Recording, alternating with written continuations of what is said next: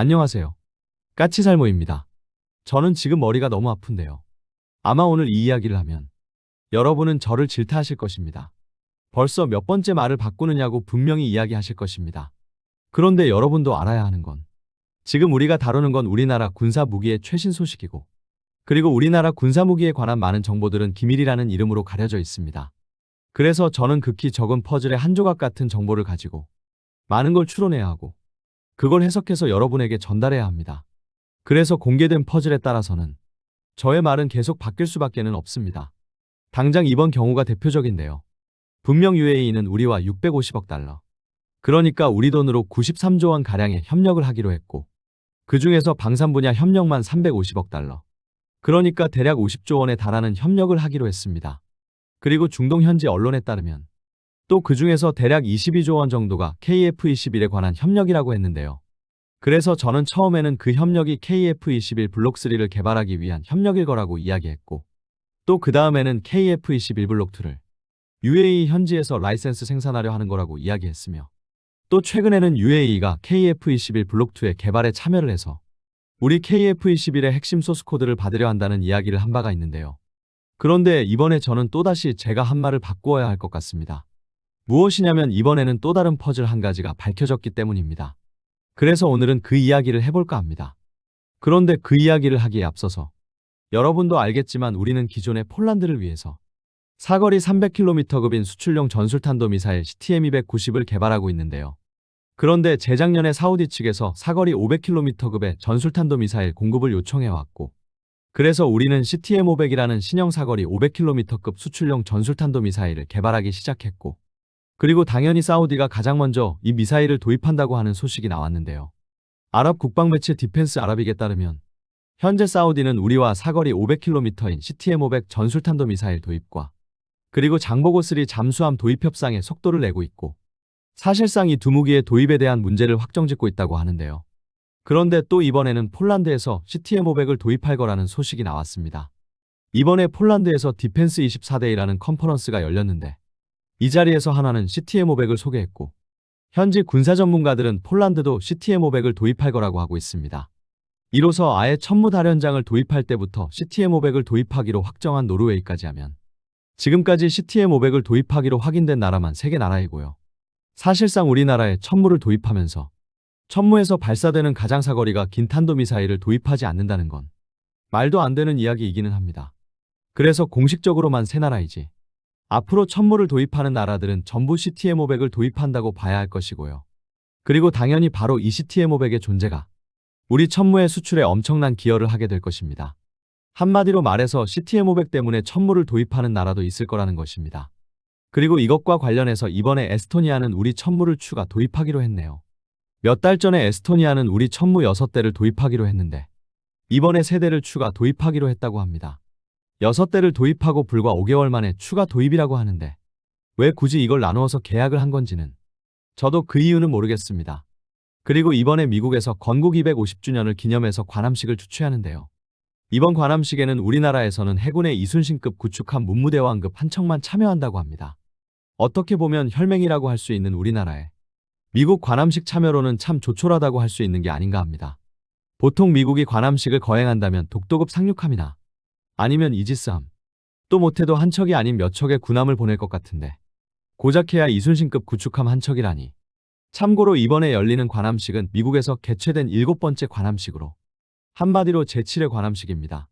1893년에 열린 1회 관함식을 시작으로 마지막 관함식이 2000년에 있었기 때문에 실로 수십 년 만에 미국에서 개최되는 관함식인데요.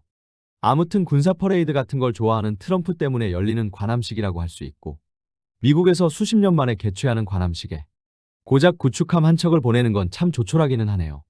그리고 이번에 우리는 나토와 제2회 방위협의체 회의를 개최했는데요. 여러분도 알겠지만 지난 4월에는 30개국 나토 대사단이 방한해서 우리 한화와 현대중공업을 방문하기도 했는데요. 나토는 지금 재무장이 그 어느 때보다도 급하게 필요하고, 그래서 빠른 재무장을 위해서 우리와의 협력을 강화한다고 말은 하고 있지만, 그러나 정작 정책적으로는 SAF 같은 걸 만들어서 나토의 무기시장에 우리가 참여하는 걸 막고 있는데요. 과연 나토는 우리가 어떤 식으로 협력해주기를 바라는 건지를 모르겠습니다. 최소한 우리와 협력을 바란다면 지금 유럽에 걸려 있는 빗장부터 풀어야 하는 게 아닌가 하는 생각이 드네요. 그럼 이런 이야기는 여기까지 하고 다시 UAE에 대한 KF-21 이야기로 돌아와서 분명 UAE는 우리와 KF-21에 관한 협력을 하기 위한 협상을 하고 있고 그 정보는 아주 단편적으로만 나오고 있습니다. 그래서 저는 어쩌다 보니 그때마다 말을 바꾸게 되는데요. 솔직히 이럴 수밖에 없는 건 여러분도 이해를 해주셨으면 고맙겠습니다. 특히 중동 국가들 그리고 UAE는 우리와의 무기 구매에 대한 거의 모든 걸 비밀에 붙이고 있습니다. 그래서 분명 우리 방산 관계자들은 UAE와 협력에 관한 많은 정보를 알고 있지만 정작 우리 같은 밀리터리 매니아들이 그 정보를 접하는 건 결코 쉬운 일이 아닙니다. 솔직히 우리들은 방산 관계자들 입을 통해서 툭 던져지는 퍼즐의 한 조각을 가지고만 추측을 해야 하는 경우가 너무 많습니다. 당장 대표적인 예가 바로 수출형 대전차 미사일이나 아니면 사거리 연장형 현궁 대전차 미사일 이야기입니다. 아마 저에게서뿐만 아니라 과거 각종 잡지나 전시회를 통해서 LIG가 UAE를 위한 수출형 대전차 미사일을 만들고 있다는 소식과 그리고 사우디의 요청으로 사거리 연장형 현궁 대전차 미사일을 개발하고 있다는 소식을 많이 들으셨을 것입니다. 그런데 지금 이 미사일들이 어떻게 되었는지 아시는 분 있나요? 정확히는 아마 여러분이 아시는 것도 전부 제가 여러분에게 전해주는 소식을 통해서 아실 것입니다. 현재 수출형 대전차 미사일은 우리나라에서는 이미 개발이 끝났고 UAE 정부의 요구에 의해서 관련 기술이 UAE 현지 기업에게 이전되고 있고 이미 UAE 현지 기업과 UAE 정부는 이 수출형 대전차 미사일을 공급받기 위한 공급 계약을 체결한 상태입니다. 한마디로 말해서 우리나라에서 생산되지 않고 관련 기술이 전부 UAE 현지 기업에 이전된다는 뜻입니다. 그에 반해서 사거리 연장형 현궁 대전차 미사일도 개발이 완료되었는데요. 이미 사거리 연장형 현궁 대전차 미사일은 사우디에 납품이 되고 있습니다. 그래서 이 미사일은 우리나라에서 만들어져서 사우디에 공급되고 있습니다. 그러나 이런 정보들은 아마 저 말고는 어디서도 들어보지 못하셨을 것입니다. 그만큼 중동 지역 국가들에 대한 무기 수출 정보는 얻기가 힘든데요. 그래서 저도 결론은 가끔 나오는 단편적인 정보로만 지금 우리와 중동 국가들이 어떤 무기에 대해서 협력하는지를 파악해야 합니다.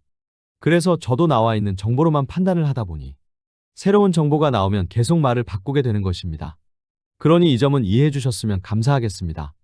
그럼 이번에 어떤 퍼즐이 던져졌느냐라고 했을 때 그게 바로 중동의 모 국가가 우리 KF-21 전자전기를 공동 개발해 줄 것을 요구했다고 합니다. 지금 이 문제 때문에 저는 머리가 너무 아픈데요.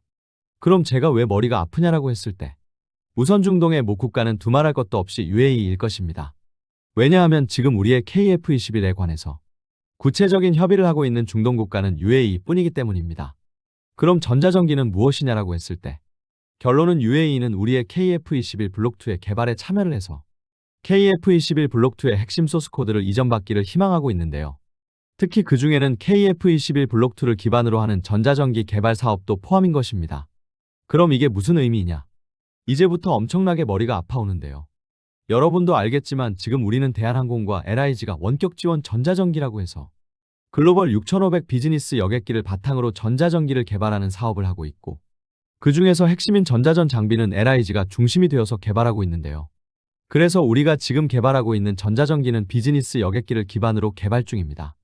그러나 문제는 우리는 KF-21 전투기를 개발했고 그래서 오래전부터 KF-21 전투기를 바탕으로 미국의 EA-18G 그라울러 전자전기와 비슷한 전투기를 기반으로 하는 에스코트 전자전기를 개발해야 한다는 주장이 많았습니다.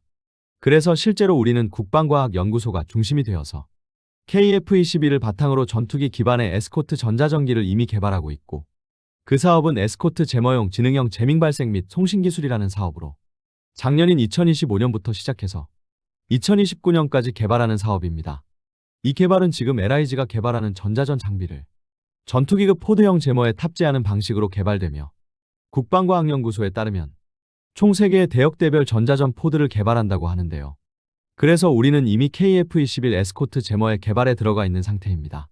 그런데 문제는 이건 어디까지나 공군의 수요와 해외 수요를 대비해서 국방과학연구소가 자체적으로 개발하는 선행 개발이고 공군은 아직은 KF-21 에스코트 제머에 대한 소요를 제기하지 않은 상태입니다. 그런데 문제는 여러분도 잘 아시겠지만 지금 현재 어떤 상황인지 다들 아실 것입니다. 지금 우리 KF-21은 양산 비용이 부족해서 양산과 배치조차도 늦어질 판인데 과연 공군이 KF-21 전자전기에 대한 소요를 제기할 수 있을까요? 문제는 분명 KF-21 기반의 전자전기는 필요는 하지만 그 개발비도 엄청나게 많이 든다는 게 문제입니다.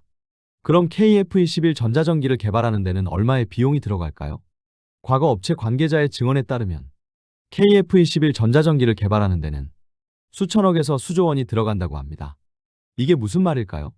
이게 무슨 말이냐면 기체의 개조 없이 모든 전자전 장비를 전투기에 탑재하는 포드 형식으로 개발해서 KF-21의 개조를 최소한으로 하는 방식으로 개발하면 수천억이면 된다고 하고요.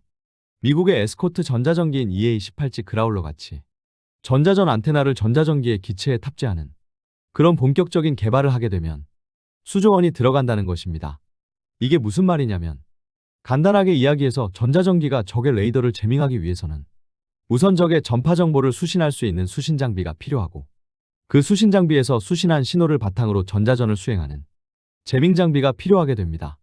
미국의 그라울러 같은 경우를 보면 제밍 장비는 포드식으로 해서 전투기의 무장 파일론에 탑재되어 있는데요. 전자전 수신 장비는 기체 전체에 여러 곳에 심어져 있습니다. 전자전 수신 장비는 수신 안테나끼리 최대한 이격거리가 멀어야지만이 적의 레이더에 대한 정확한 좌표를 파악할 수 있어서 그라울러는 날개의 끝단들에 이런 수신 장비를 탑재하고 있는데요. 그런데 문제는 이런 식으로 전투기를 개조하려면 전투기 전체를 뜯어 고쳐야 하고 그럼 그 개발비가 수조 원이 들어가게 되는 것입니다. 한마디로 말해서 전투기의 개조 없이 모든 장비를 포드식으로 만든다는 건 본격적인 전자전기라기보다는 그냥 적의 방공망을 공격하는 와일드 위즐기 역할만을 수행할 수 있는 기체인 셈이고요. 전투기 기체에 전자전 안테나를 탑재하는 방식이 본격적인 전자전기라고 할 수 있습니다. 그래서 결론은 제대로 된 에스코트 전자전기를 개발하기 위해서는 수조 원이 들어간다는 이야기입니다. 그리고 지금 KF-21을 바탕으로 하는 에스코트 전자전기에는 공군도 관심을 가지고 있다고 합니다. 그런데 문제는 여러분도 잘 아시겠지만 지금 우리는 돈이 없어서 KF-21에 양산일정도 밀리고 있는데 KF-21 전자전기를 개발할 비용이 어디에 있겠습니까? 그래서 지금 현 시점을 기준으로 사실상 우리가 KF-21을 바탕으로 전자전기를 개발한다는 건 말 그대로 꿈만 같은 이야기에 불과합니다. 그러나 그나마 그래도 개발을 한다면 방법은 단 한 가지뿐입니다. 그건 바로 UAE 같은 해외 국가의 개발 자금을 받아서 개발하는 방법뿐입니다. 그리고 지금 UAE는 우리와 함께 KF-21을 기반으로 하는 전자전기를 개발할 것을 요구해오고 있습니다. 그래서 이 이야기만 들으면 엄청나게 기쁜 이야기인데요. 그런데 문제는 우리가 UAE를 위해서 KF-21 전자전기를 개발해서 주는 게 아닌 UAE는 KF-21 전자전기를 우리와 공동으로 개발하기를 원하고 있다는 점입니다. 그래서 바로 이 점 때문에 머리가 지끈지끈 아픈데요. 아마 여러분도 이게 무슨 뜻인지는 다들 잘 아실 것입니다. 결론은 UAE가 원하는 건 우리의 전자전 기술입니다. 한마디로 UAE는 우리의 전자전 기술을 넘겨달라는 건데 그런데 그게 가능하다고 보세요? 당연히 UAE가 이걸 원하는 건 너무도 당연합니다. 당장 미국의 그라울러는 지금 호주에서도 도입해서 운용을 하고 있는데요. 분명 기체는 호주군이 운용을 하고 있는데 그라울러에 사용되는 전자전 장비는 호주 정부에서 구매한 것이지만 평소에는 미군 기지에 보관되고 미군이 관리를 하다가 임무 시에만 반출되어서 호주 공군의 그라울러 전자전기에 탑재되고 있습니다. 한마디로 말해서 그 호주조차도 미국의 전자전 장비에 접근할 권리를 가지고 있지 않다는 뜻입니다. 그리고 당연히 전 세계 어느 나라도 자국의 전자전 기술을 타국에 넘기는 건 불가능한 이야기입니다. 한마디로 말해서 지금 UAE가 요구하고 있는 건 우리 KF-21의 핵심 소스 코드를 넘겨달라는 것과도 차원이 다른 문제라는 이야기입니다. 말 그대로 불가능한 요구를 해오고 있는 것입니다. 그러나 문제는 여러분도 알겠지만 지금 우리가 UAE의 요구를 들어주지 않게 되면 우리의 KF-21 전자전기는 지금도 없고 앞으로도 영원히 없을 거라는 것입니다. 한마디로 UAE의 제안은 우리가 KF-21 전자전기를 개발할 유일한 방법입니다. 그래서 지금 이것 때문에 머리가 깨질 것 같습니다. 분명한 건 지금 우리는 돈이 없습니다. 그래서 전자전기뿐만 아니라 앞으로 KF-21에 대한 각종 개발을 위해서는 어쩔 수 없이 해외의 파트너 국가의 참여가 강력하게 필요한 건 사실입니다. 그러나 그리 되면 우리의 핵심 기술도 그 파트너 국가에게 넘어가게 된다는 것입니다. 이건 우리가 인도네시아와 KF-21을 공동 개발했던 것과는 차원이 다른 문제입니다. 인도네시아는 처음부터 우리에게서 KF-21의 기술을 이전받을 능력도 없는 국가였지만 앞으로 우리가 상대해야 하는 나라들은 그렇지 않다는 점입니다. 분명한 건 지금 시점에서는 우리는 우리의 KF-21을 발전시키기 위해서는 해외 국가들의 참여는 어쩔 수 없는 선택이 될 것입니다. 그런데 과연 우리가 그 국가들에게 어느 정도 선까지 기술을 넘길 것인가가 문제인 거죠. 특히 전자전 장비는 문제가 되는 건 기술 보안입니다. 분명한 건 우리가 UAE와 함께 전자전기를 개발하고 운용하게 되면 우리에게도 아주 많은 이익이 있습니다.